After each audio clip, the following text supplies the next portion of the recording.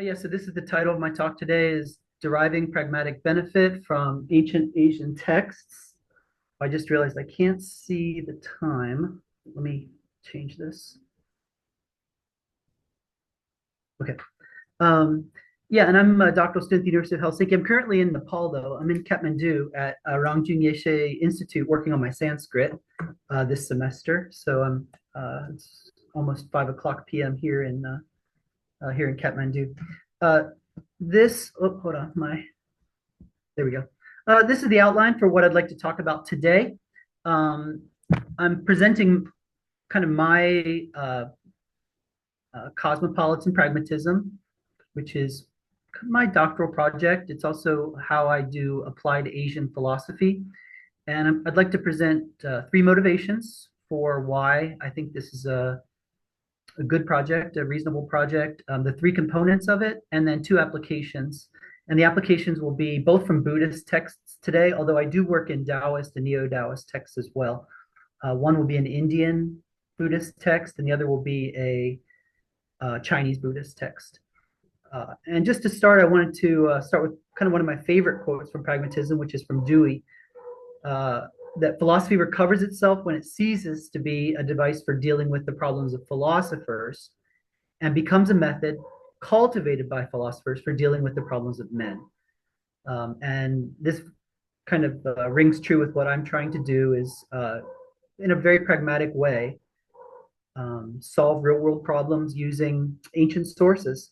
What I do is a bit different, and the presentation today will also be a bit different. I don't do philology so much. I'm not a historian. I don't have a linguistic element or a linguistic focus, at least. Um, I don't consider myself to be doing a descriptivist project or comparative philosophy. I'm not particularly analytic. I'm not an well, I don't do Indology. I'm not an Indologist or a sinologist, but my project is rather meliorist, attempting to make things better and prescriptive rather than descriptive. I just want to check before I go on that you can hear me. I just want to make sure I'm not talking to myself in an empty room. Can you all hear me? Yes, yes, of course. Yes, yes, sure. Great. Okay, fine. Then let me keep going. Oh, I will mention too. Notice that the bottom right corner of the screen has my slide number, and so if you do have questions at the end, you can make reference to whatever slide that you happen to see it on. Okay, so let's go here. The just kind of an overview of my cosmopolitan pragmatism. It's a tool for cognitive optimization through transparadigmatic reconception. And let me break that down a little bit. I'm using the word cognitive here in a very broad sense to refer to kind of anything that we do with information as an individual, as a community, how we get it, how we sort it, use it. I'm considering that to be cognitive. And it's about the optimization. It's about kind of knowing as well as a human can know at this time in history. And I try to do that through what I call transparadigmatic reconception. Reconception is not a hard concept. We already deal with concepts. And so it's about reconceiving, it's about changing concepts. And the transparadigmatic part is not, it looks hard, but it's not a difficult word. If you know kind of the paradigms in the sense that like Thomas Kuhn might use them as a conceptual scheme or a system of concepts, it's about that that items from one world could influence another world. Maybe something similar to cross-cultural, but it's a bit different as well. So cosmopolitan pragmatism, as I said, has three components. It consists of a theoretical framework that I call the concept kit, a method, which I call kit innovation, and then an argument for prescription, and I call that kit prescription. So those are the three parts. Cosmopolitan pragmatism builds out the Kantian pragmatist epistemology of Clarence Irving Lewis. I'm going to introduce Lewis more in a few minutes, but he is sometimes called the Kantian pragmatist. And his earliest work was in logic, but then he moved into epistemology at Harvard and made a pretty big dent. And I'll talk about that more later. But I'm building out his early epistemology with resources from conceptual engineering, social epistemology, cognitive science, and a little bit of hermeneutics as well. And then I mentioned I'll be talking about the three motivations, and here they are at the bottom. I just quickly listed them: to enrich our social inheritance, to elevate existence, and to mobilize marginalized intellectual resources. And I will talk about all three of those more, so I can keep going here. So this is the first of the motivations, is the enrichment of our social inheritance. C.I. Lewis is not well known for his social philosophy, but late in life, he delivered a series of lectures that are published in a book called Our Social Inheritance. And this is drawing from that. He says he got his information from Royce. But I just want to start by pointing out that over the past few millennia, the gap between human and non-human creatures has broadened considerably. There's always been some gap between humans and, apes and dogs and everything else, but that gap has just expanded considerably over the last few millennia. It is true 5,000 years ago there was already a gap. Humans have a ability to consider the past, even hundreds of years before they were born, in a way that animals don't, and to contemplate the future in ways that other creatures cannot, and location, things that are not immediate in location. We have the ability to consider what's going on in, Greenland or Australia or whatever, and animals just totally have always lacked that ability. We also have a greater capacity for cooperation through our communication and our ability to consider the past and make plans for the future, and an ability for self-criticism that animals don't have. We have the ability to reconsider our plans and consider what we've inherited and make course corrections. So there's always been a gap, but the point that Lewis makes that I think is really important is that even though there's always been a gap, the contemporary disparity between us and non-humans has grown immensely over the past few hundreds or thousands of years. And there has to be some sort of explanation for that. There's always been a gap, but humans of 5,000 years ago were much more similar to animals in their thinking and their society and in what they knew, their knowledge, than they are today. And so why the gap expansion? And Lewis plays with a couple of ideas, but clearly it's not because of evolution. Humans have not physically evolved much faster than animals. That's not true. And compared to humans of, Plato's age or even 5,000 BC, we're not that much different. So it's not because of evolution that we have this really wonderful ability to do what we'd like to do as humans and to solve problems, and we just know so much more than we ever knew. It's not because of evolution. It's not because of our IQ. Babies born today aren't somehow more intellectual or something than they were in the days of ancient Greece. And Lewis puts this on the generational transmission and accumulation of an intellectual inheritance. In other words, we humans are doing a great job of passing along what we've learned from generation to generation. What was learned 5,000 years ago, a lot of it we still have today, and we can access it if we need it. And it continues to accumulate, partly because of our language abilities, but also because of our education and our societies. We've been very able to build this kind of database of information. Lewis says, if you could lose everything we humans have built, but keep our knowledge inheritance, or lose our knowledge inheritance, but just keep the things we've built, it would be much better to lose everything we built, because we could probably build most of this back in a few generations. We have so much knowledge. But if you had to make the knowledge again, it could take millennia for us to again learn about DNA and everything we know. So this consists of knowledge, know-how, but one thing that our social inheritance consists of is concepts. We've built this wonderful set of concepts that we use that our ancient ancestors did not have.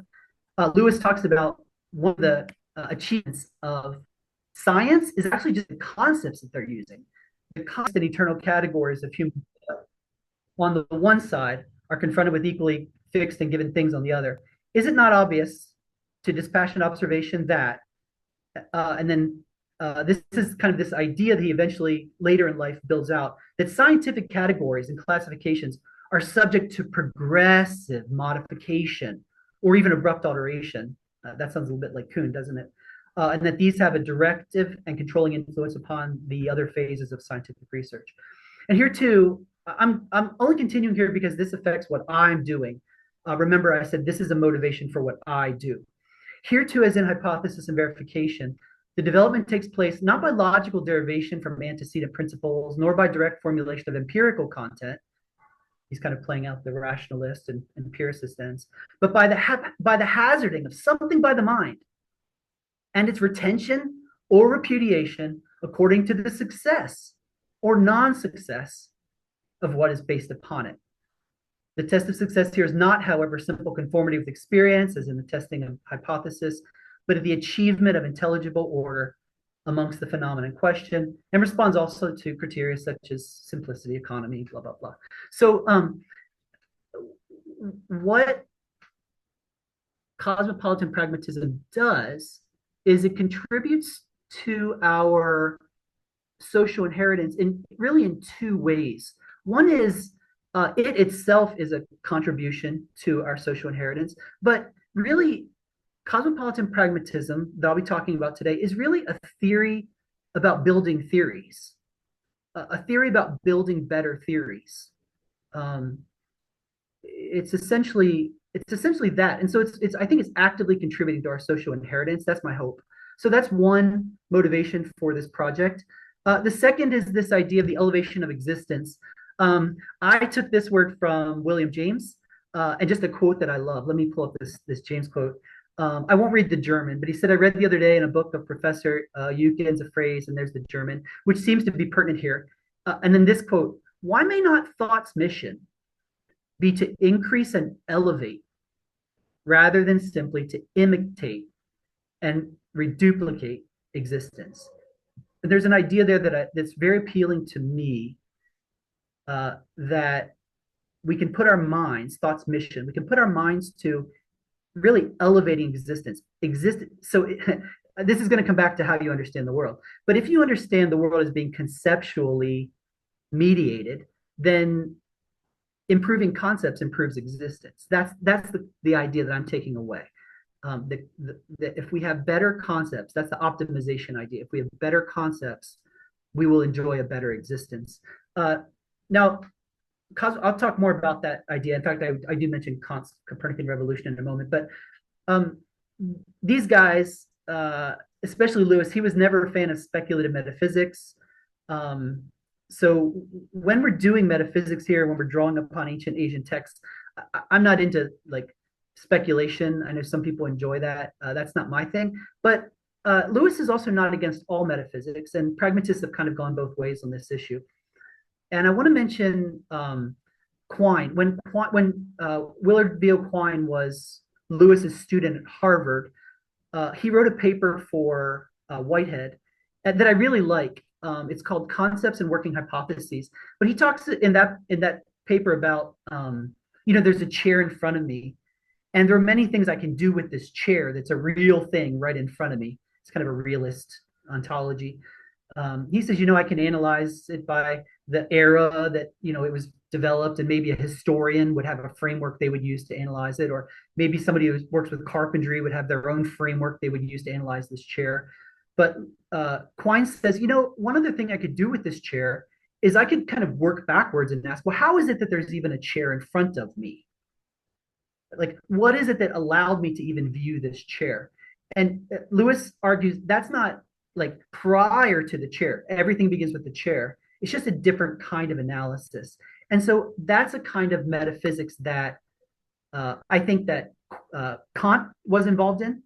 And it's also the kind that Lewis is involved in. And I see as a legitimate form of metaphysics, which is asking, how is it that we, enjoy this world of objects that we enjoy? What allows them to exist? I do mention Kant's Copernican revolution here. I assume most of all of you know this. Oh, let me go back. The empirical thick given. This is nice because Lewis definitely is an empiricist, no doubt. And I want to show you a passage that shows you that, and I'll skip to the Copernican revolution part. But this is Lewis on his empiricism. If there's any doubt, this is the passage to look at from his Mind and the World Order. It is indeed the thick experience of the world of things, not the thin given of immediacy, which constitutes the datum for philosophic reflection. We do not see patches of color, but trees and houses. We hear not indescribable sound, but voices and violins. What we most certainly know are objects and full-bodied facts about them, which could be stated in propositions. Such initial data of object, in fact, set the problem in philosophy. So I think that's important to note, that philosophy starts with the real world, the things that we have, and are in a measure the criteria of its solution. Since, and I italicized this just myself so you would see it, any philosophic theory will rightfully be rejected as inaccurate or inadequate if it does not measure up to or account for experience in this broad sense. So the project I'm suggesting and the idea of elevating experience is about this experience, our experience with the real world. And if you know Kant a little bit, you know the idea was, rather than expecting objects to somehow conform, rather than assuming they're objects to which we must conform, we begin with the idea that the objects must conform to the concepts that we bring to the table. The objects must conform to our cognition. I think probably, I don't know everybody in the room, but some of you are philosophers, you probably are very familiar with these phrases. The object, as an object of the senses, conforms to the constitution of our faculty of intuition. And so after Kant, though, there's a pretty important development, which is, if we accept that the world is in some ways mediated by the concepts that we bring to the table, is there one set of concepts that we all share, or is there a plurality? And this is where I'm a big fan of William James here and his pluralism, that there is not one absolute conceptual scheme to which we must all conform, or that we are seeking in some sense. In that sense, James is a bit different from Peirce. I think Peirce might have a sense that we're all aiming toward one ultimate scheme, but James is certainly not that way. James is all about addition, and that if we keep adding new conceptual schemes or systems of concepts, we'll never get to the end. We can always add another one, is a very Jamesian idea. And I want to mention that these different sets of concepts that we use interpenetrate each other. And so we will often use different sets of concepts to interpret the same experience. There's this great quote from Eddington that gets brought up by the pragmatists sometimes. He says, "I have settled down to the task of writing these lectures and have drawn up my chairs to my two tables." Two tables, yes. There are duplicates of every object about me. Two tables, two chairs, two pens. And so of course, the idea here is that we have the capacity as intelligent humans to sit in front of a table and say, hey, this is a hard, solid object extending through space. Or to say, no, it's actually just mostly air and electric charges.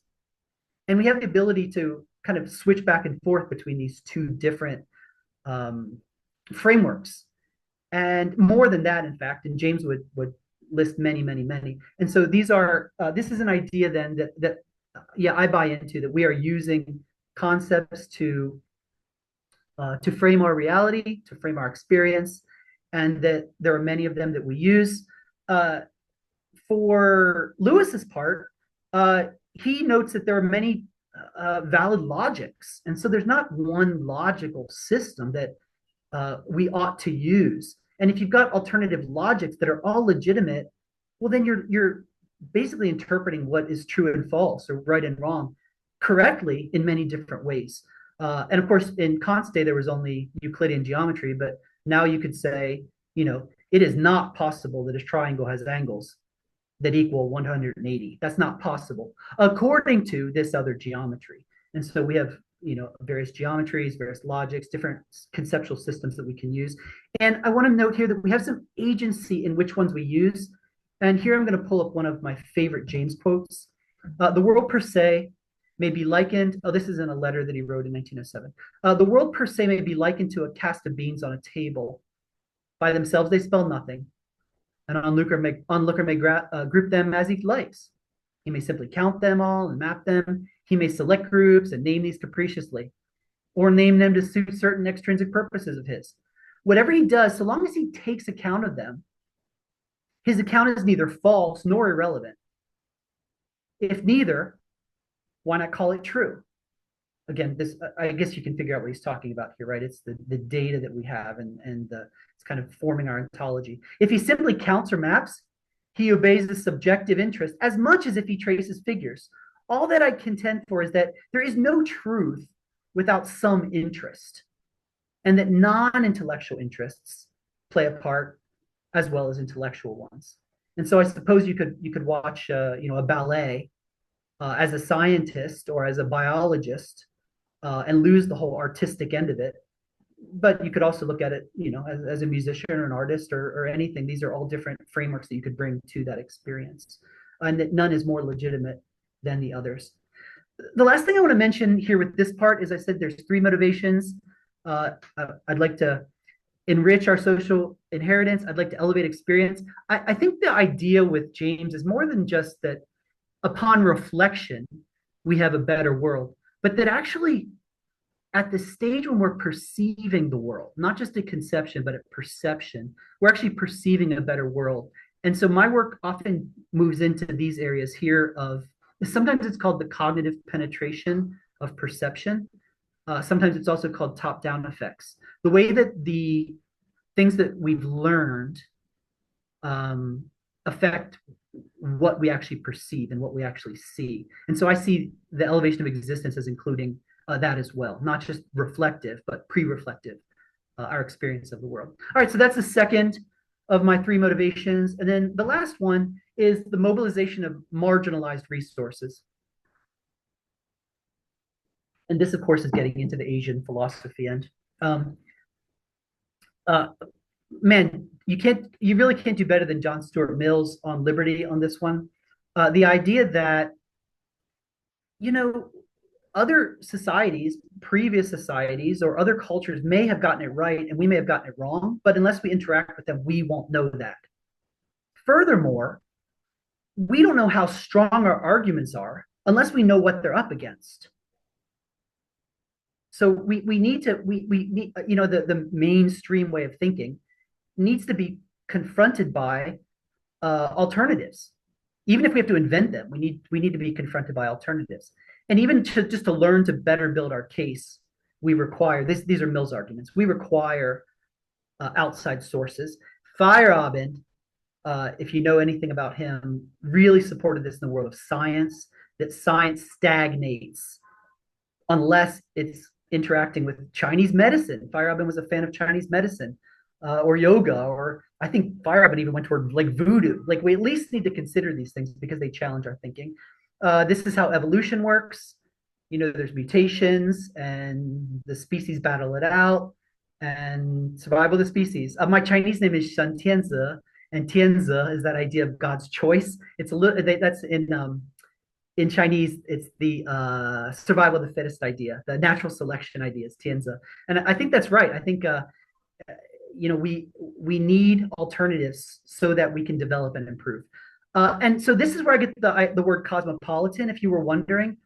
I actually first learned that word from Evan Thompson's book, Why I'm Not a Buddhist, but he's not the first to use it. But the idea of cosmopolitanism comes from Diogenes the Cynic, who is recorded as, this is in the Lives of Eminent Philosophers, having been asked where he was from, a citizen of the world, he replied.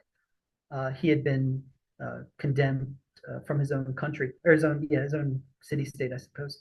But anyway, I like this idea that we're citizens of the world and that we are not limited to any one set of concepts, but that we can enjoy the ideas and the concepts that have come from other worlds.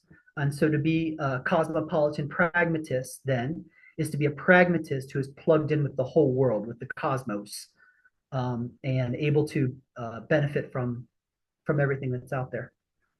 I want to look at the time. Okay, I want to talk about, however, there's a few problems here with mobilizing these marginalized resources, and I've noted 4 of them here: selection, conversion, revolution, and addition. And I'd like to quickly introduce these because it's fine enough to say, we should give the Taoists a voice, or we should give the the Confucians a voice in our modern science or whatever. But it's another thing to ask, well, how are you going to do that, right? Are you going to become a Taoist? Are you going to become a Buddhist? Is that the idea? Are you going to commit to pre-modern era thinking or ancient Greek thinking? Like, what does that mean? So the first bad alternative I'd like to present is selection. But it runs into a couple problems. This would be, okay, let's say you're reading something you really like from ancient foreign literature. Great. So what are you going to do? Just like extract that idea from its framework? You're going to tear ligaments, right? I mean, these things are connected to all of the other concepts in that scheme. And when you yank a concept from its context, you tear ligaments. Wittgenstein and others have really focused on that. And then when you try to insert that strange concept like yin yang or whatever into your current paradigm or your current framework, you're going to make a mess because you're going to be causing all kinds of conflicts with what you already have there. So I'm shooting down selection as being a viable alternative. The second alternative many people take, and that's just conversion. If you like Buddhism so much, become a Buddhist. If you like Taoism so much, become a Taoist. I mean, that's certainly an option that's out there, and some people choose that. I want to point out a couple problems that would be difficult for me. One is that to convert to an absolute alternative that proclaims to have all the answers, you're going to have to give up a lot of what you've already learned and accepted. Like your scheme it becomes illegitimate immediately because this new scheme has to replace it. And I think for a lot of people, that's too much to ask. A second thing is a lot of traditions, they have parts that are objectionable. If you're just going to convert to a system, you can't just take some and leave some like that. You're going to be creating your own religion, which is kind of a different option. But if you're just going to convert, I mean, you have to take, with Christianity, you have to take certain problems. With Buddhism, you have to take certain problems with birth defects or whatever it is. Like there's going to be certain things that you're not going to want to accept, but that's part of conversion. But I think the biggest problem with conversion is that even if you become, let's say, a Taoist, and then you find something in Jainism that you really like, well, you still have the same problem. Now you're going to have to convert to Jainism because it has something, or Islam, it has something you like. And so it doesn't really solve the problem as I see it. You've just kind of traded one set of problems for a different set of problems. Third option is revolution. Start over. Just clear the slate of all concepts and begin again. This is what Nietzsche recommended. And I have a quote here, a fabulous quote from Nietzsche on starting over. And so I'd like to show you that one from his Will to Power. Philosophers have trusted in concepts as completely as they have mistrusted the senses. They've not stopped to consider that concepts and words are our inheritance from ages in which thinking was very modest and unclear. Very modest is a kind of a polite way to say they didn't know very much. What dawns on philosophers, last of all, they must no longer accept concepts as a gift, nor merely purify and polish them, but first make and create them, present them, and make them convincing. So it's that idea we need to start over, not refine, start over. Hitherto, one has generally trusted one's concepts as if they were a wonderful dowry from some sort of wonderland. But they are, after all, the inheritance from our most remote, most foolish, as well as most intelligent ancestors. What is needed above all is an absolute skepticism toward all inherited concepts. So I suppose this problem of mobilizing marginalized resources, that this would be an option. Just start over, and if you like something from the modern world, fine. And if you like something from this world or that world, just take it and start over and try to create a new scheme. It seems very implausible to me, though. So I've kind of listed it as a non-starter. Also, I think addition is a non-starter. It's maybe the best option so far. And I would consider this to be William James's idea, that we're already using so many different schemes anyway. What does it hurt to just add one more? And I think that's possibly workable. But I will say it is tainted. I mean, if you say, well, sometimes I'm a Christian, but sometimes I'm a Buddhist, and sometimes I'm a Taoist, I don't think you're never really accepting the Taoist view, which is why I also use the word disingenuous. You kind of are using your version of it uh, rather than it itself. And I deal a lot with Ludwig Fleck's cognitive sociology. He's a big part of what I do with social epistemology. But here's just one small quote he has on this topic. The intergroup exchange of ideas is always connected with a more or less marked modification of the ideas. So if your idea is, hey, I like Buddhism and sometimes I'm a Buddhist and sometimes I'm not, I think you're your version of Buddhism, but you're not, you're not the authentic version, I suppose, is what I'm trying to say. And then the final is my option. So this is I think this is my last slide here for the motivations, and then I'll get into my actual framework. But transparadigmatic reconception again, I just think it's a better way to go. You start with a concept that you've already got, a concept that's already doing its job in your network, in your framework, and you reconceive it slightly, you tweak it slightly, you alter it, modify it, ameliorate it under the influence of, something from the East, something from ancient Greece, wherever it is, but you can tweak your concepts a little bit. And I'm going to talk more about this, but I'm pretty confident that this is possible. This is what education does. When you enter school as a kindergartner, you enter with a whole set of concepts, and your teacher's a foreign influence on you, yet you're constantly tweaking the concepts that you have under the foreign influence of this teacher. And your teacher is very seldom giving you a revolution of all new concepts. Mostly you're just rethinking what it means to be loyal or, married or whatever under the influence of this teacher. And so that's all I'm suggesting is we start with concepts, tweak them a bit. When we do it using Eastern texts, I call it conceptual Easternization. And then this is kind of the heart of my applied Asian philosophy, which is basically just a merger of Asian philosophy and applied philosophy, which is a real field that looks for real life, real world applications of philosophy. All right, those are my three motivations. In the past, I've been charged of cultural appropriation, just borrowing other people's culture. I have a couple reasons I don't think that's true. One is, I'm really recovering texts that their ideas, a lot of these would have been lost anyway. They're certainly lost to the mainstream. Second, I see myself as creating trailheads. If somebody would like to learn more about Buddhism, I'm giving you a trailhead. I'm introducing you to texts and ideas that, you could begin down that path if you wanted to. I am disseminating these ideas.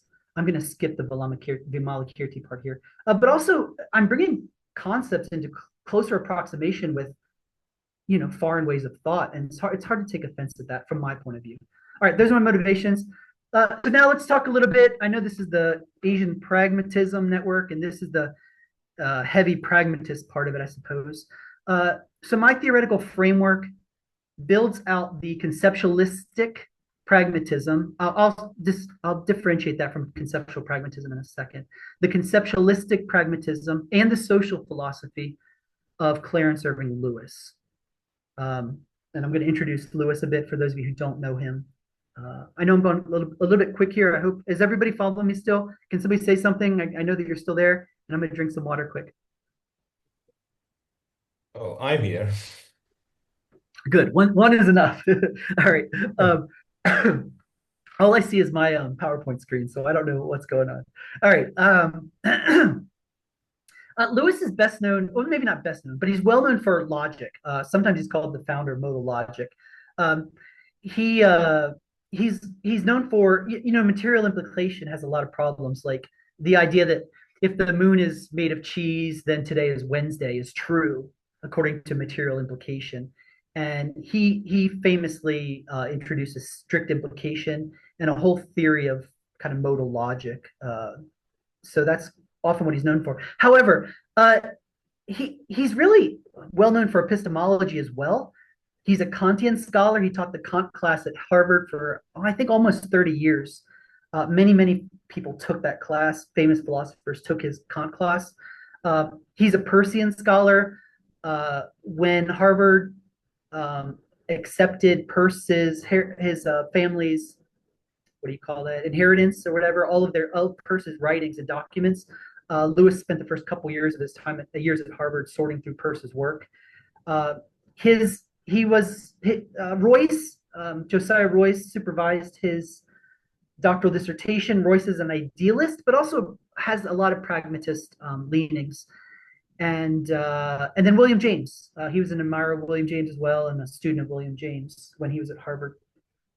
So I would say those are his biggest influences. He also mentions Dewey as an influence. I would consider Dewey more of a contemporary. Also Carnap, he becomes friends with Carnap, and Carnap admires his way of thinking, actually adopts some of Lewis's way of thinking. For the logical positivists, you also have Schlick, and Lewis was in conversation with him. And also Wittgenstein is the same period, although Lewis was extremely critical of his Tractatus. Sometimes Lewis is probably best known for who his students were. He was a teacher of Quine, and Quine's epistemology largely came from Lewis. That's been well argued. Davidson has argued that. I think it's true. It's very clear in his early writings that he was accepting Lewis's epistemology. Sellers also. Sellers is known for pushing back against the myth of the given. The given that's Lewis. Goodman, Nelson Goodman was supervised by Lewis and was an admirer of Lewis. He said wonderful things. Well, wonderful might be too strong. He says really admiring things about Lewis, although he was critical at some points. Chisholm, Firth, Putnam studied with him, Davidson as well, and Davidson admitted having gotten a lot from Lewis. All right, so that's kind of who Lewis is. And my theoretical framework draws upon, as I said, his conceptualistic pragmatism. So this would be his early works. The first one I had advertised that you might want to read it in advance. The second one is an important work as well. I'll look at that one in a minute. His main early book here is Mind and the World Order. So I would call this his conceptualistic pragmatism, which is what he calls it at this stage. However, and I want to differentiate it. This is my style of differentiating these. I don't know anybody else who does it this way, but this is how I do it. Is that as soon as logical positivism starts to creep into American thinking, American philosophy, through Quine and some of the others, Lewis's attention gets really directed toward issues of verification and linguistic issues, propositions, denotation, like so many of these issues, some things with meaning. And I just don't want to go that direction. Instead of following Lewis into that era of conceptual pragmatism, looking east toward Europe, I want to look further east to Asia and kind of see whether we can take that initial point, his initial thinking, and not take the fork in the road that he takes toward conceptual pragmatism, but instead take a fork toward cosmopolitan pragmatism. So I guess if I could explain it one more time, I think Lewis's later conceptual pragmatism, which you find largely in his book Analysis of Knowledge and Valuation, if you're interested in that, I don't take that fork in the road. Instead, I take that conceptualistic pragmatism and go a different direction, and I develop it asking, how can we make these schemes better? All right, so here, I want to go fast through this, and Taka warned me about time. I think what I'll do is I'm going to go pretty quick through this, although it is super important. But as with Kant, Lewis's framework is explaining how we know things. And Lewis presents a tripartite theory of knowledge that I also accept, or a theory of knowing. And I want to show it to you here. This is from the pragmatic element in knowledge. There are three elements in knowledge: the given or immediate date of sense, that's the first, the concept, and the act which interprets the one by means of the other. So he has this very clean tripartite epistemology early on that I really, really am willing to take on as a theoretical framework. In the matrix of thought, these are inseparable. In other words, you'll never separate them. You're sitting in a room full of chairs and tables, that's true. But they can only be distinguished by analysis. If we work backwards, and this is, again, I don't consider it speculative metaphysics, but it is metaphysical. It's asking the question, how is it that there's a table in front of me? Lewis would say, well, the universe is supplying something, and you're bringing a concept to it. That's a very Kantian idea. And then there's the action or the habit, and that's a very pragmatic idea. The pragmatists are very strong on that. It's through habit that we establish truth and fact. So those are his three elements. I'm going to skip. Lewis is controversial for a few things. The analytic synthetic distinction is something Quine jumps on in his two dogmas. Of course, I already mentioned Sellers. Later on, he does possibly move toward foundationalism. That's a charge. And he's kind of the guy who uses the term qualia. There's a few other terms of his that have became popular after him, like the idea of possible worlds.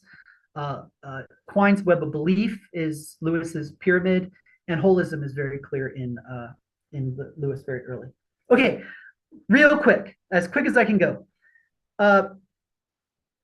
My framework I call the concept kit. And so this is the tool that I am bringing to the theoretical part of the tool that I'm bringing to doing applied Asian philosophy or conceptual Easternization or whatever you want to call it. And a concept kit, I'm using the term kit because I understand concepts to be tools. They're cognitive devices. They are things our minds use. And in that sense, they're tools. And we use them together. They support each other. Our concepts inform each other. And so they're part of a kit is the word that I like to use. And so they're part of a toolkit in the same way that, a paramedic has a toolkit or a baker or a carpenter has a kit that they use. I see concepts as being part of a kit. They're not real. They're theoretical constructs. I don't want to reify them. You'll never be able to point to a concept in the world, but I think they're a helpful way to understand what we're doing. And so that's how I understand the concept kit. And it exists on 3 levels. The pure kit, and Lewis calls this the pure concept. I took this from Mind in the World Order. But this is the idea that, even if there were kind of no humans in the world, by deduction, you could still form, almost a conceptual kits. In other words, if you start with certain geometrical principles, you can start building out a whole world that exists based on those theoretical assumptions. It's an axiomatic system. And so, I don't know what pi to the 1 billionth place is, but it's out there. It's just sitting out there waiting for somebody to discover it, because these systems kind of build themselves. And Lewis does refer to them as being, in a sense, Platonic. And that's why I consider them to be analytic. I know that word is very loaded, but for Lewis, it's not much more than saying, if you say that dairy means that it comes from a mammal, well, then coconut milk is not dairy. And it just isn't. Like, in that system where dairy means comes from a mammal, coconut milk is not. It doesn't belong. So I think that idea of analytic is just a deduction that exists out there in the ether, I guess, almost like Platonic entities. Shad. Yes. I'm very afraid. Could you introduce either Indian or Buddhist texts? We have only 15 minutes or 15 to 20 minutes left. So it's about time. Okay. All right. Yeah, I can do that. Fine. Let me. Yeah, please. Yeah, that's fine. I'm happy to. Let me quickly run through these other points then. When you use that kit in the real world, I'm calling that a provisional kit. And then when we use them as a community, I'm calling that a social kit. And so there's a lot of social epistemology here that we don't think as individuals, we think as groups. And yeah, I can skip past a lot of this. Here's that sociology point is not men in general who think, or even isolated individuals who do thinking, but men in certain groups. I need to hit this. I can skip the next one, but I need to hit this one before I go into Asian stuff. And let me just say the idea here is proactive spook hunting is what I call it. Lewis says, what if we started to photograph spirits? Like we have legitimately scientific photographs of spirits. What would we do? And he says, here's what we would do. We would have to go back and start considering which of our concepts we wanted to change. Which of our concepts would we alter to accommodate these new spooks? And then we would have to make accommodations throughout the whole system. What I'm suggesting is proactively looking for spooks, basically. And I wish I had more time to get into this. I'm sorry, I'm a little slow getting through my slides here, but that's the key idea is we're using these texts to look for things that make us think maybe the concepts we're using are not the best concepts we could use. And then I need to mention the function part of it, because the way that the system works then is you ask, okay, I have a concept. Why do I have that concept? What is its function? What is it doing? And this is where conceptual engineering, the Amy Thomason article I recommended comes in, is you're asking, could that concept perform its function better were it altered to a degree under the influence of Asian thinking? So that's where I'm going to go here. I'm going to give you two Asian texts that we'll look at together, in which we'll do that. We'll start and say, okay, what is the concept we're using? What is its function? And then how might this Asian text bring some sort of improvement to that concept? And I think, yeah, those are all the ideas. There's a few ideas here that were in the reading if you did any of these readings. Yeah. And then one final idea, this Lakatosh's three-cornered plates. This is an important idea too, that we're not looking for the perfect concept kit. We're just looking for a concept kit that's doing a better job than the one we're currently using. That's all we're looking for. It, for pragmatic reasons, is more agreeable. It serves our purposes better. It's not an arbitrary choice, but this new kit somehow does something the old kit didn't do. And then, well, Carnap says this is the most important question you could possibly ask. And Lewis says something similar to Rorty, that in the end, it's just about persuasion. We have to be able to say that this new kit is doing a better job than the previous kit. Great, that's a summary. Okay, great. Let's move on and we'll look at these two examples. So the first one is I want to reconceptualize the concept of threat on the basis of the Perfection of Wisdom in 8,000 Lines. This text was very important for Mahāyāna Buddhism. It was an influence on Nagarjuna, an important Buddhist philosopher, and also on Chinese philosophy. It was translated a lot in the early days. And so here you can see a few of the Chinese translations of it. And the main idea of the Prajñāpāramitā Sūtram in 8,000 lines was given by Kanza, who's one of the most famous scholars on this here. All the many thousand lines of this sutra can be summed up in two sentences. One should become a bodhisattva, which is a Buddha to be. This is basically a disciple, an awakened disciple who attempts to awaken others. And number two, there is no such thing as a bodhisattva. And so these are the key ideas of this sutra in Kanza's thinking. All right, so with that as background for this sutra, let me talk about the concept of threat. I want to think first of all about why is it that rational beings acquire this concept, develop and maintain it? It must be doing something for us. Otherwise, we would have gotten rid of it.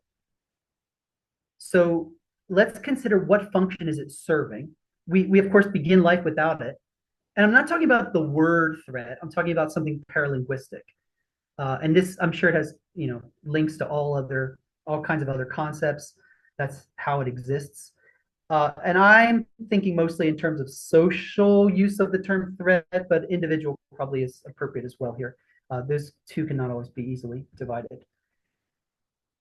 Threat is clearly necessary for humans to survive and flourish.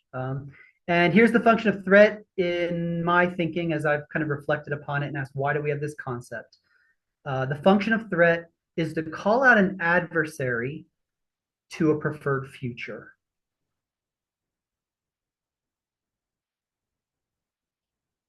Think about that a second. Threats are not in the past and they're not really in the present. They are anticipatory. There's something that you would like or not like to happen in the future. And this could jeopardize that. It could compromise that. Here I just grabbed some quotes from this paper that I've written on this. I don't need to get into those. It's threatening our security, our stability, our well-being, our happiness. These are just some vocabulary I pulled from this paper that I'd written. And there at the bottom of this slide, to financial planners, a threat means one thing. To a nursery worker, it means something else. To a Secret Service agent, it means something else. But the function is basically the same. All of them are considering something that might compromise their preferred future. And so here's directly from this text. I won't read the Sanskrit or the Chinese today. I'll just stick to the English, especially because of time. A bodhisattva, great being who has entered into the midst of a forest of vicious beasts, vicious beast forest, should not be afraid, should not tremble, and should not fall into terror. So again, this is the disciple who's surrounded by wild beasts in the forest, should not fear. Why is this so? And here's what the Buddha says in this passage. These phrases are, these passages are attributed to the Buddha. Why is this so? All is to be relinquished by the bodhisattva, great being, for the sake of all beings. In other words, your body and your life exist for one purpose, and that is not you. By that, indeed, the thinking ought to be generated. If indeed the wild beast should consume me, indeed, let that gift be granted to them. And my perfection of generosity will be completed. So that's the Dana Paramita. It's one of the steps that the Bodhisattva is trying to take.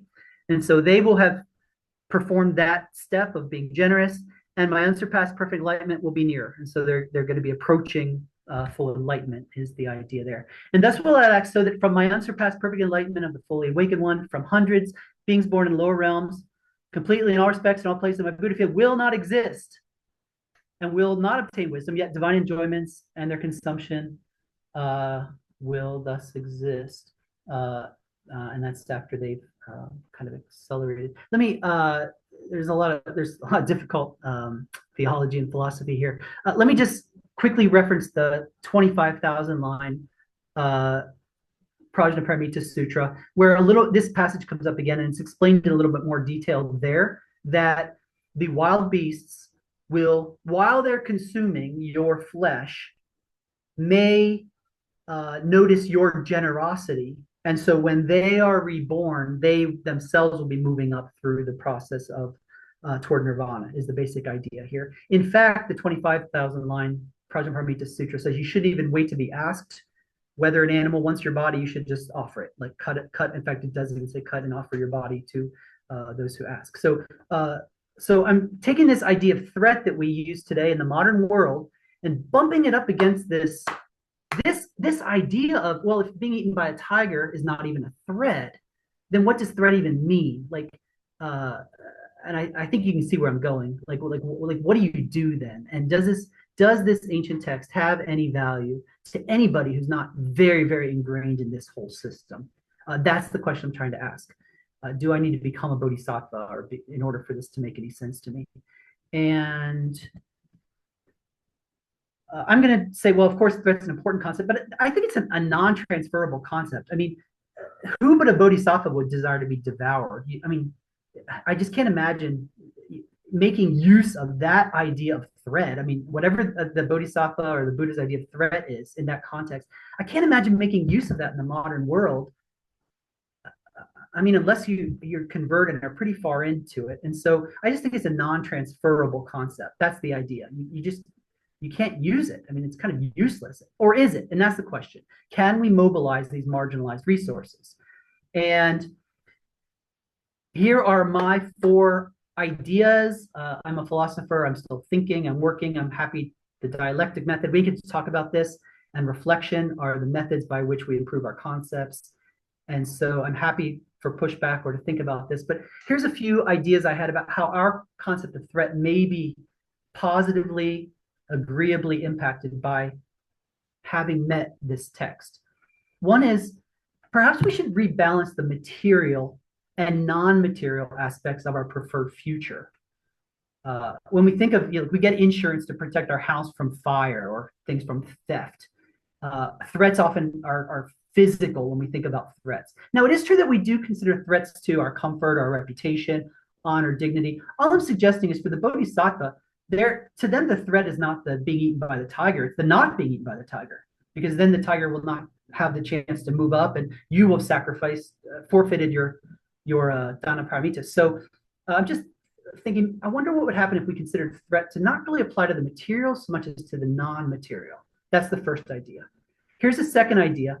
We need to universalize our overly localized preferred futures. When we say, okay, I'm calling out something that could compromise my preferred future, maybe don't just think about yourself or your family when you consider a threat, but consider all of mankind. And this is the gist of the Mahāyāna. I don't have time to get into that, but those of you who know the Mahāyāna know that that's true.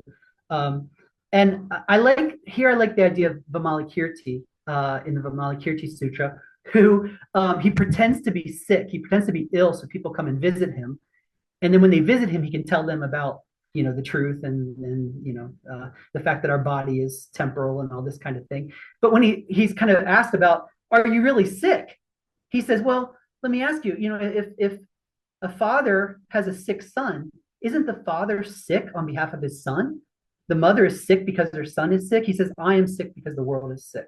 And so I wonder if we think about threats to our preferred future, if we didn't consider whether we would like to live in a world where everybody is taken into account, and that a threat to the future is not just us, but it's all of us, and what that would do. The third is to lengthen the temporal horizon. We often think of threats after our death as not being real threats because we'll be gone. We might think about our funeral arrangements or our inheritance, but beyond that, we don't really think there's no threat to you after you're gone, really. But to the Buddhists, everything is fleeting. I mean, things are even momentary to many Buddhists. And in fact, the next passage we'll look at is one of those where all things are momentary. But I wonder what would happen if we considered, threats that didn't just affect us while we're alive, but whether we would need to care about things that threaten what would happen 100 years from now or 1,000 years from now, as the bodhisattva would, right? They're certainly looking way beyond their current life to things that are way down the road. And I wonder what that would do if we expanded our idea of threat, beyond our short little lives. And then the last is that we just need to demote the idea of threat. Threat is not that big of a deal. And so, some concepts are more prominent in our conceptual scheme. And just like Kanza said, the goal is to be a bodhisattva, and there's no such thing as a bodhisattva. That idea shows up in this text, that the bodhisattva is instructed to be generous, yet ultimately there is no giver, and there's no receiver, and there's no gift. And so on that basis, I think in terms of threat, really there's nothing really threatening us, and there's nothing of us to be threatened. And so perhaps the idea of threat could be minimized in our whole conceptual scheme. So I don't want to kind of beat a dead horse here, but just the idea here is that I think this passage about wanting to be eaten by tigers is kind of a non-starter in the modern world, but that possibly these four ideas might be able to get some traction with people, that this could be a way of thinking of threat. And I'm just demonstrating this would be one way to do applied Asian philosophy. I'm sure there's others. This is one. Identify a concept, identify its function, and then ask, I wonder if it could function in a different way, a better way perhaps, under the influence of these texts. Now, of course, as Lewis and Quine and others have argued, Wittgenstein as well, if you do alter this concept of threat, you have to alter the whole scheme. Like, that's going to feed out through the whole scheme. But it's not a revolution. I mean, it would just be making adjustments here and there, hopefully. All right, the second text today is 物不遷論. So this is English is called Things Do Not Shift, by Sung Jiao, part of his Jiaolun. Sung Jiao was a student of Kumara Jiva, if you know who he is. One of the first Madhyamaka Buddhists, middle way Buddhists in China. And this way of thinking grew out of Nagarjuna's Zhongguan, middle way, treatise of the middle way. In this text, Sung Jiao draws from the Perfection of Wisdom in 8,000 lines that we just looked at, MMK, Madhyamaka, well, the MMK. draws from the Analects of Confucius and Tao Te Ching. And I just want to give you the gist of this passage here, which is that although it may seem that things persist through time, ultimately, no things persist through time. All things exist within their moment, and they do so perpetually. That's an interesting idea, that if you were able to go to the past, you would find the past is still there in the past, but that no things last for more than a moment. And the only thing that passes through time is not objects or dharma. The thing that passes through time is karma. And so those are the ideas that I'm going to play off of. Let's look at this a little bit, and then I'll play off of this a bit. This paper here, I have submitted it. There's a lot of content we won't have time to get into, but in reverse engineering the concept of permanence, I mean, permanence is such a basic concept. It's hard to imagine being without it. But if clearly an infant doesn't have the concept of permanence, I mean, you know, they don't have the concept of mom and dad or bacteria or, you know, philosophy, anything at that point. Permanence would be one of those they just don't really have yet. And so the question is, okay, if you don't have that concept, what does that mean for you? And I think you're deficient in anticipation. You can't ever know, like, chairs move. The sofa doesn't move, but it did move. Did doorways move? Is a doorway permanent? Can a doorway move? And you just don't have a sense of like what does it mean for something to be permanent, to stay. And so that's the idea I start to play with. And when I did some analysis here, the reverse engineering of permanence, I came to this conclusion. The function of permanence is to front load anticipation. And again, think about that. Why do we have this concept? Why haven't we gotten rid of it? It front loads anticipation. What does that mean? This is a quote I took from my own paper. One must make accommodation for whatever is permanent because it isn't going anywhere. Even if one doesn't like a permanent something, one had better make peace with it at the earliest date possible, since it will continue to exert its influence. And in this way, I think the concept of permanence spares us resources. You don't have to worry every day if the yard is still there, or a sailor doesn't have to worry if the ocean is still there. They can worry about other things because the ocean is permanent. It's going to still be there. And I think that's why we have that concept. It saves us mental work. Cats can move and, you know, cars can move, but the road doesn't move. It's relatively permanent, at least in our regular thinking. This paper then talks about, we thought the World Trade Center was permanent and our loved ones who worked there were permanent, but it turns out that they weren't. I want to real quickly look at a couple passages here from this text and then show you how I've restructured it. And I know, Kata, I know I'm down to like 4 minutes, so let me just quickly go through this. In this text, Sung Jiao argues that nothing gallops across past and present. Past things are themselves in the past and do not reach the past from the present. Present things are themselves in the present and do not reach the present from the past. So the idea is nothing persists long enough to fade into the past or survive into the present. Each nature occupies one moment. And I'll skip past a little bit of this. So of course, people say that you share one body throughout your life. And Sung Jiao tells a story of a young ascetic who left to follow after Buddhism or the Buddha. And when he came back, he says, well, I am the former man, but I'm not the former man, because, you know, really nothing is passing through time. And so I'm not going to have time to get into the part that came from the Analects and the Tao Te Ching, but here's some ideas then that you see. Well, since there is no subtle trace of going or coming, what thing can move? The whirling gale topples mountains, yet remains forever still. The rivers and streams surge, yet do not flow. The mist like wild horses billow, yet do not move. The sun and moon traverse the heavens, yet do not orbit. All of these things appear to be moving, but they don't, because all things are momentary. Each item is replaced by a temporal neighbor. In the same way that you could have many spoons next to each other in the drawer that look identical, you could have many spoons moment by moment by moment by moment by moment through time, but there's not one spoon persisting through time, because nothing moves from past to present or fades from present to past. That's the idea I'm taking away from this.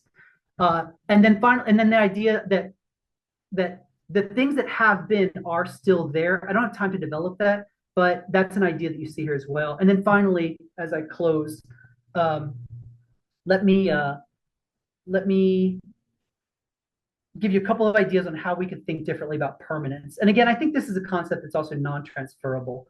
Although metaphysical persistence is sticky, I don't think Samjiao's solution will be well accepted by anyone in the metaphysical world, although there are some parallels to it. But here's a couple of ideas of how our concept of permanence might benefit from having come in contact with Samjiao's work. One is, rather than picking out persisting objects and saying, okay, here's an object persisting through time, maybe we consider the significance that passes through time. That would be following the idea of karma. That, if you accept that your mother has already passed away 1,000,000 times, 1,000,000,000 times, all things pass away moment to moment. Nothing lasts for more than a moment. Well, then what's moving through time? It's not things, but possibly their significance. So even after the World Trade Center went down, its significance is still there. Even after a loved one dies, their significance is still there. That's one idea of how maybe our concept of permanence could apply still in a better way. The other is, we use the word permanence a lot for things that are not really permanent. But if we decouple permanence from the idea of time, and say, okay, it's permanent in the sense that it's always there. I didn't have a chance to get into this, but Samjiao does say that if we were to go back to the past, we would find that the past was never inexistent in the past. Past things are still there, lodged within their moment eternally. They perpetuate within their moment.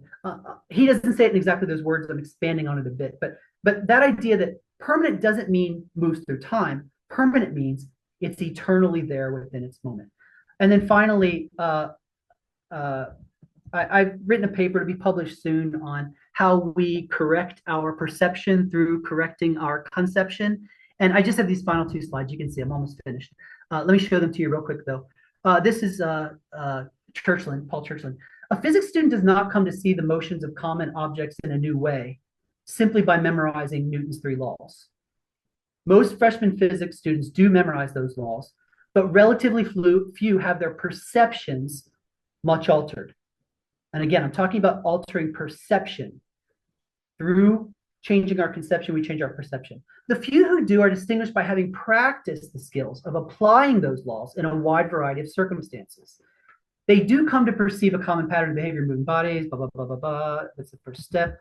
But on the whole, the process of reshaping one's perception takes time, and it requires more than the mere adoption of a belief or 3. And so this is the science of conceptual, and this is Kamarajiva, by the way, on the right-hand side of the screen. This is the, here, I'll stop here. This is the notion of, through altering our concepts, being able to alter our percepts. Through altering conception, being able to alter conception. I think that's part of elevating our existence. Okay, sorry I'm late. Thank you, Taka. Oh, thank you very much for your very interesting talk. I have some questions, but the floor is to the audience. So any questions are welcome.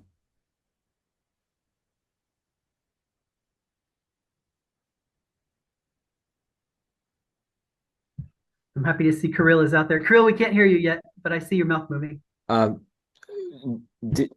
Jason is fast. Who is going to be fast? Jason, do you want to try? Okay, I'll try. I don't really have a question at this point. It's just I'm digesting what Shad has said in this talk. And I'll just say that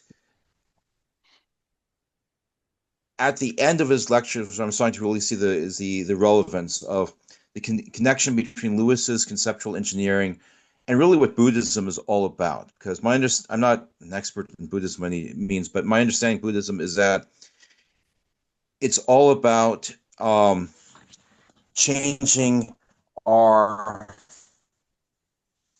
reactions, the way we relate to the world by changing our perceptions. And as he said, changing our perceptions takes time.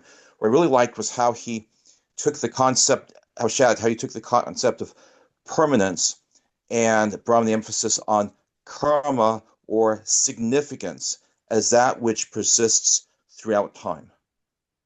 Just the way you applied Lewis to rethinking how we use this concept of permanence and the emphasis on karma, I found really fascinating. So that's not a question, my apologies, but if you could like maybe expand on that a bit, you're welcome to. Yeah, good, thanks.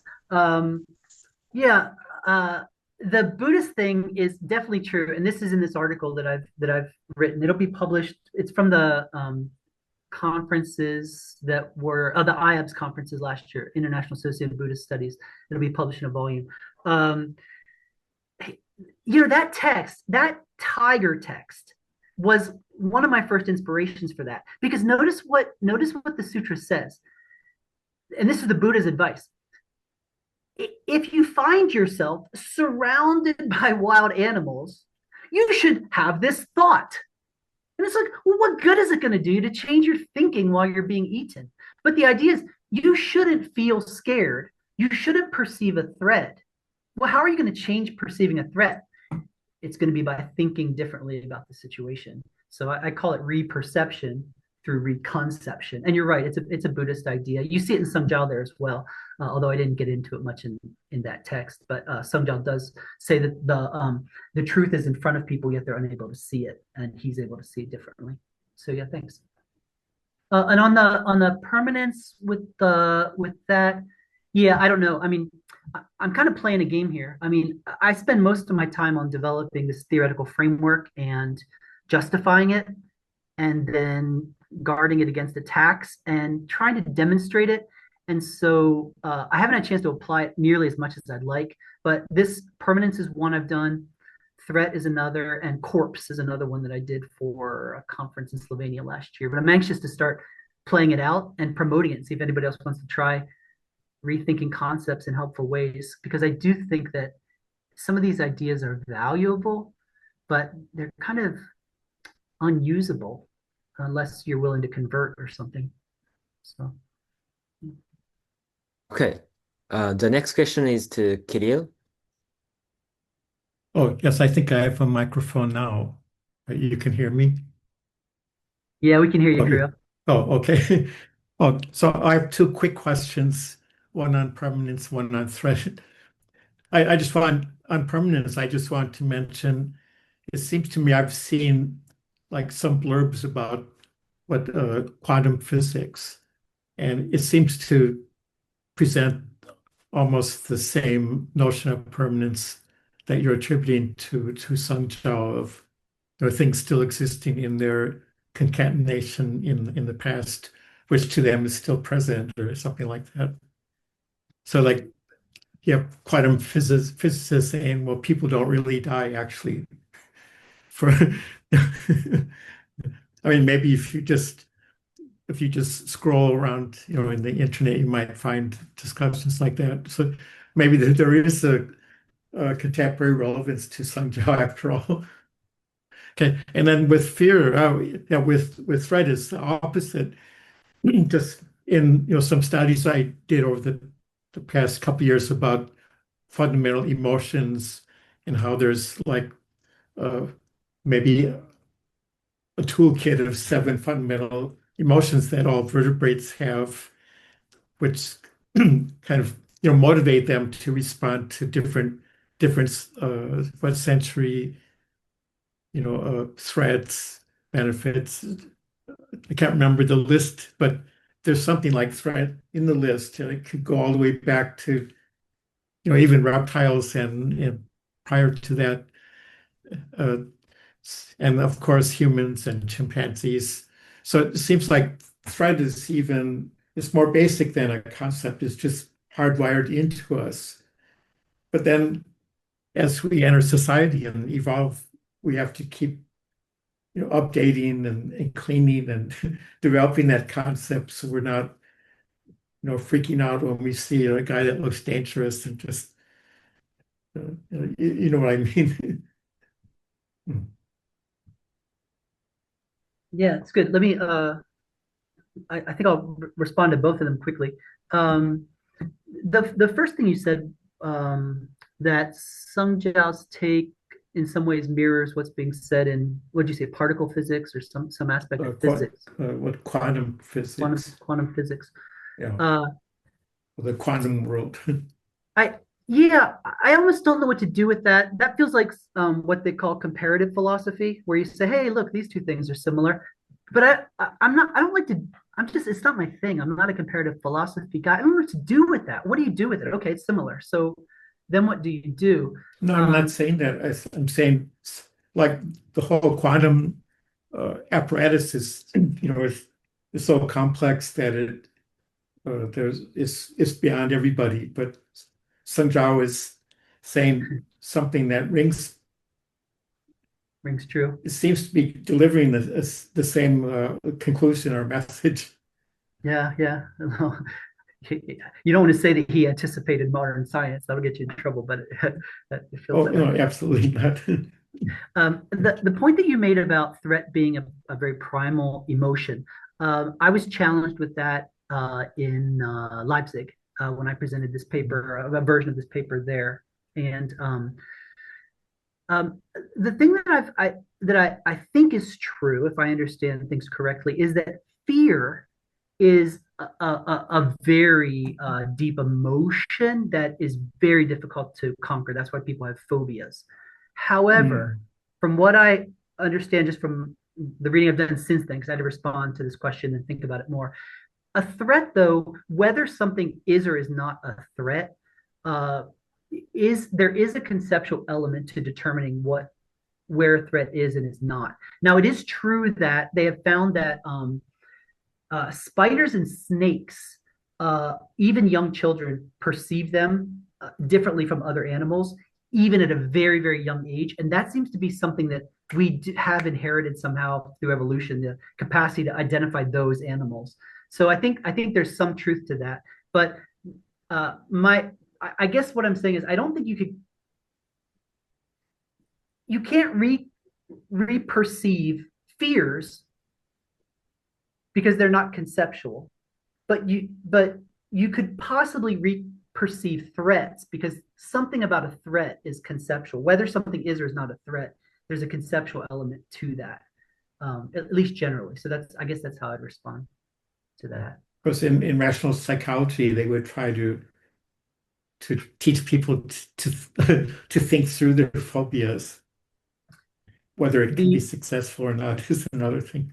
Yeah, the paper that will be published is talking about a study from Iran where they found people were afraid of cats and had them play video games where they had to interact with cats.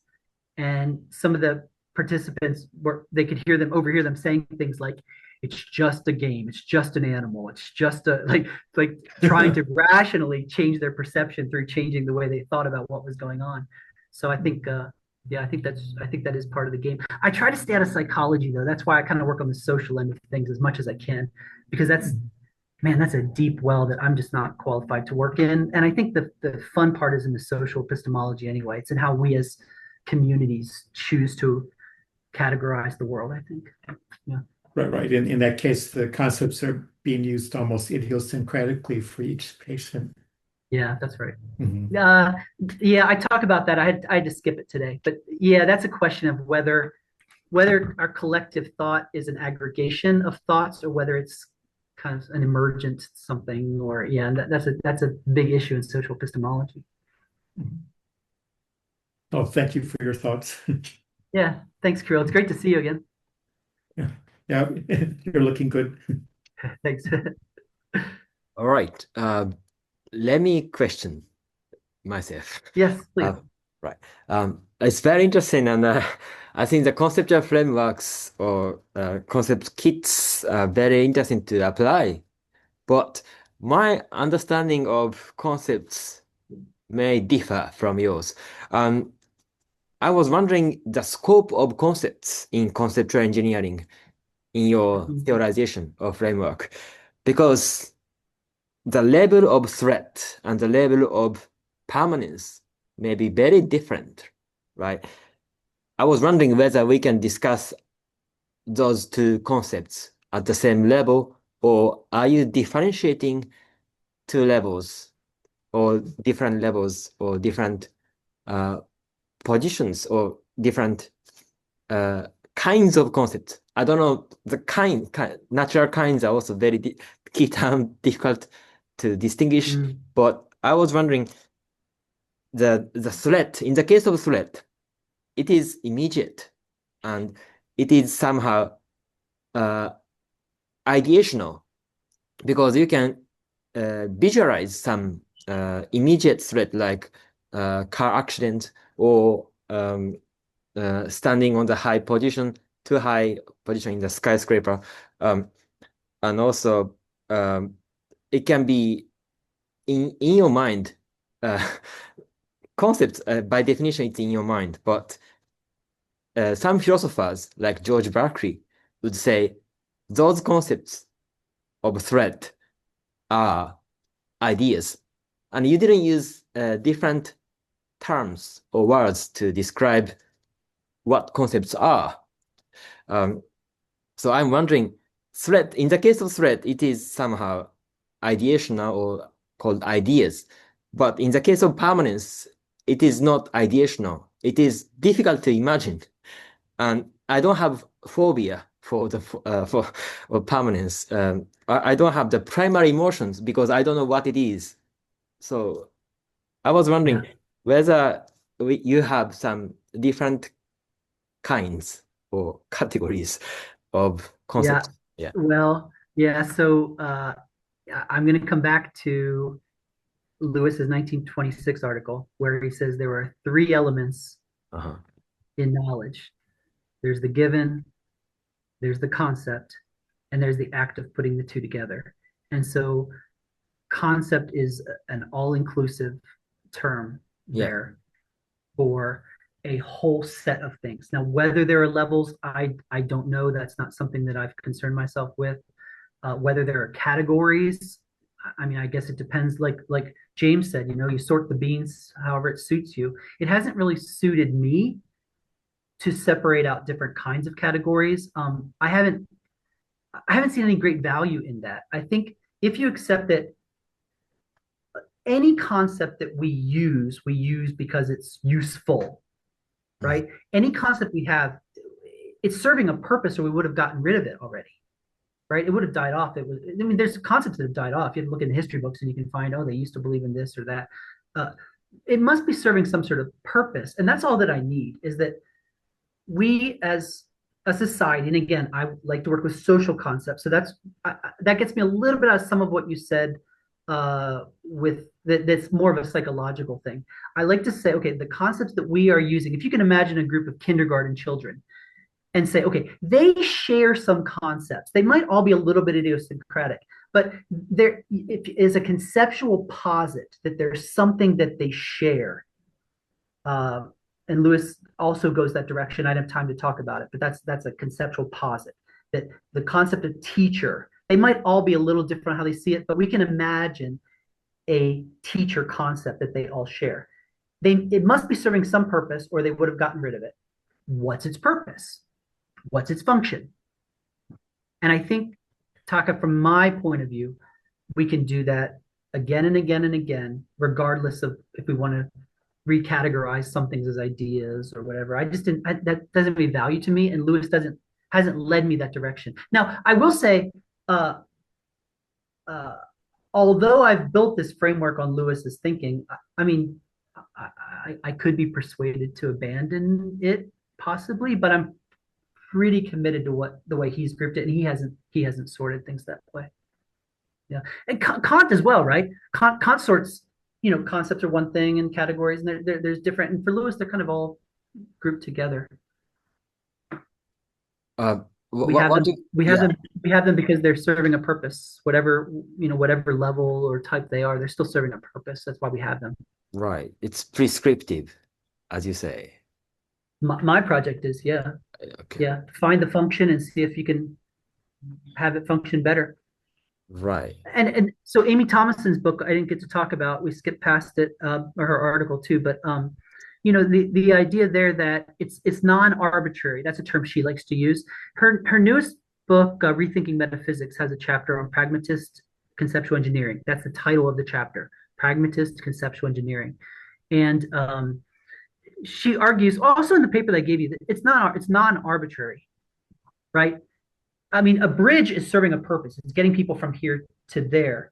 But some bridges can do that better than others can. And we need to figure out what is it we're trying to, are we trying to get people across, or train cars, or boats, right? There's just little boats, there's shipping boats. We have to ask, okay, we all know what this thing is trying to do. Could it do it better if we tweaked it a little bit? Yeah, so that's the questions being asked. Right. I might have left your question a little bit. I'm sorry. No. I have more questions, but maybe there's some more questions for one or two. And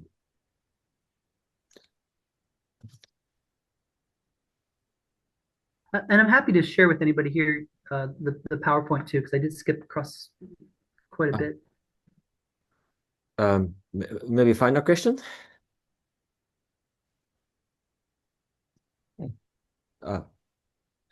Well, do you want to say, Kirill? I can also say, but yeah.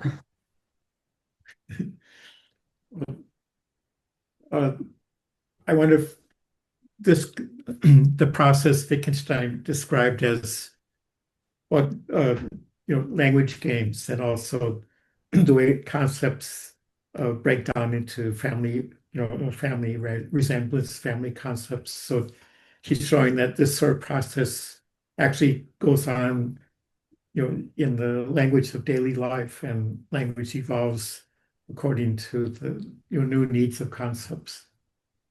Yeah. I mean, that's quite pragmatic in orientation also. Yeah, I guess the part of the difference here, and I didn't have the chance to talk about this so much, is I'm encouraging people to intentionally innovate new concepts and give them a try. Mm-hmm. See if they're better than the ones we were using before. They may be. I mean, that's part of building our social inheritance. Our social inheritance is full of stuff that we never use anymore, but it's still there. I mean, it's ready to be discovered, and there's, as Feyerabend and others have argued, like, it may have value to us. And so rather than, I'm not like a conventionalist that just says, okay, our concepts are kind of where we are as a society these days. But I think, why not invent new concepts? I'm not into speculation, like speculative metaphysics, let's, invent something totally new. But, this is a very Peircean idea, really, and James as well, right? That a concept is what it does. The difference between two concepts is the difference they make in the real world. And so if this concept that we change makes a real difference in the world that we like, that we prefer, I shouldn't use the word like, because that gets you into trouble, but it's more successful for our endeavors, well, then I think it should be part of the social inheritance. And if we can get those ideas from Jushi or whoever we're going to get them from, I think that's all the better. Oh, okay. Well, I meant, well, the process actually goes on in language, and then now you're adding this prescriptive approach to make it more self-conscious and more of an eyes wide open approach. I mean, and that's what I was trying to say. Yeah, that I'm not just letting it flow, but I'm actually kind of forcing it a little bit by introducing alternatives and say, hey, let's give this one a ride and see if we like it. So to wrap I guess up, I'm the opposite of a Taoist, because it's not Wu Wei, right? It's right. it's kind of maybe not forcing, but at least putting something new on the table and seeing, whether this concept of threat has any benefit to us. And like Lewis said earlier in that quote that I gave, if it's valuable, great, we'll use it. If not, we'll get rid of it and we'll try something new. Permanence, threat, we can alter concepts all day and see if any of the new ones are better than the old ones. so there's no useless concept in your engineering. I think I would agree with that. Yeah, no useless concept that's being employed. I mean, you could build a pure, like I talk about the pure kit. You could build a kit that has useless concepts, but it would find no employment. None of us has time to play around with kits that have useless concepts, right? We're all using kits because they do the job better than any of the other ones. right? And if they didn't, if they had extra elements, we would get rid of them. I think that's true. But there are some people who converse that they never have a point to make. They're just speaking out of a random habit or something. I mean, we've all encountered people like that. So they seem to have useless concepts. Yeah, I guess. Yeah, I don't know. I don't guess I can speak to that too much. All right. On this note, let's conclude Shad's wonderful talk. And this is going to be uploaded to YouTube. So have a look at our APN channel. And the audience, thanks for gathering. And we are looking forward to seeing you again. Thank you. Hey, I'm honored, guys. Thank you. Thank you for letting me speak and for listening to what I had to say. I appreciate it. No, thank you, Shad. Wonderful. Thank you. Thank you. Thank you. Cheers. Good night. Good night. Cheers.